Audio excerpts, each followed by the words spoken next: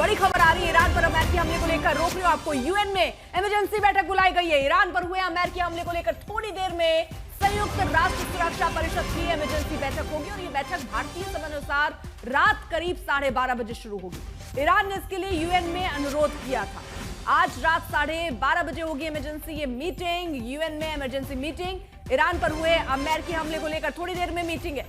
प्रणय, देर बाद ये मीटिंग बुलाई गई है अर्पिता, और ये ईरान के आग्रह पर बुलाई गई है। आज सुबह ईरान के जो रिप्रेजेंटेटिव हैं उन्होंने संयुक्त राष्ट्र संघ सुरक्षा परिषद से आग्रह किया था कि इमरजेंसी मीटिंग बुलाई जाए जिसके अंदर इस मामले को डिस्कस किया जाए। आमतौर पर रविवार के दिन जो है वो बैठक नहीं होती है, ये सप्ताहांत होता है, सैटरडे संडे छुट्टी होती है यूएन के अंदर भी। लेकिन आपात हालत को देखते हुए यूएन के अंदर यानी न्यूयॉर्क के अंदर जिस समय शाम के करीब दोपहर बाद करीब 3 बजे का वक्त होगा भारतीय वक्त के अनुसार, रात 12:30 बजे का वक्त आपने बताया ही है, ये यूएन की इमरजेंसी मीटिंग बुलाई गई है। इस मामले को लेकर ईरान जो है उसके प्रतिनिधि चीन, रूस और पाकिस्तान समेत जो इस समय मेंबर स्टेट्स हैं उनके साथ लगातार संपर्क में हैं। और इसमें देखना होगा कि यहां पर यूनाइटेड नेशन सिक्योरिटी काउंसिल की बैठक में उस हॉर्सशू टेबल के ऊपर, उस पावर टेबल के ऊपर जो सबसे कद्दावर, सबसे ताकतवर मुल्क है अमेरिका, वही कटघरे के अंदर यहां पर खड़ा होगा। क्योंकि ईरान के समेत कई देशों की तरफ से, खासतौर पर जो ईरान के इसमें समर्थन की बात कर रहे हैं, चाहे रूस हो चाहे चीन हो, उनका कहना है कि इस मामले में जो सिक्योरिटी थी या एक तरीके से स्टेबिलिटी थी,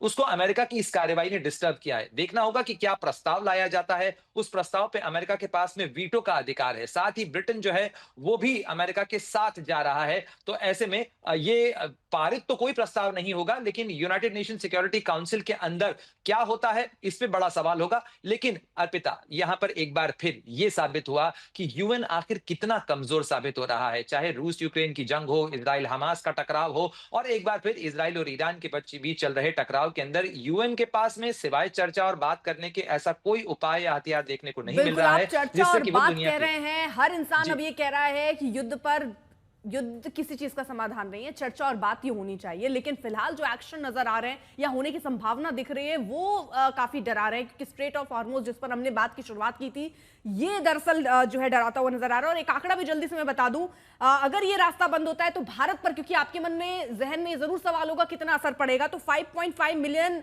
बैरल तेल की खपत भारत प्रतिदिन करता है, जिसमें से 1.5 मिलियन बैरल तेल इसी जल मार्ग से आता है जिसको बंद करने की बात चल रही है। अगर ऐसा हुआ तो तेल के दाम और उछल सकते हैं। ये भारत के नजरिए से मैं बता रही हूं।